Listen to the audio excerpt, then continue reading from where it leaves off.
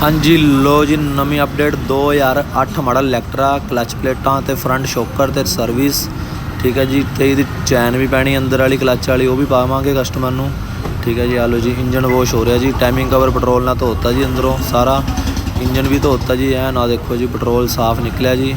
Oil जिद्दां दा हैगा उद्दां दा ही रहूँगा जिद्दां दा नवा पाता जी ठीक है जी। कस्टमर की डिमांड थी जी बैल्वो लैंड पाना बैल्वो लैंड पाता। जी आ पैप है ना नाले यार जी हैड की पैप होंगी है खोल लिया करो 13 नंबर नट नहीं तो पुराना तेल उपर चल जाता हैड च फिर सर्विस किते का कोई फायदा नहीं है। सारा तेल पुराना फिर उद्दी अंदर चल जाता इंजन च कोई फायदा नहीं है। पैप खोल के चंगी तरह साफ करा करो क्योंकि नवा तेल आ गया तो फिर एन ओके की पैप जाऊँगी जी ठीक है जी। बाकी थानू साउंड चैक करांदे गड्डी का ठीक है जी। ओके रिपोर्ट लो जी गड्डी पूरी A to Z हो गई जी तैयार। आ लो जी चैक करो जी साउंड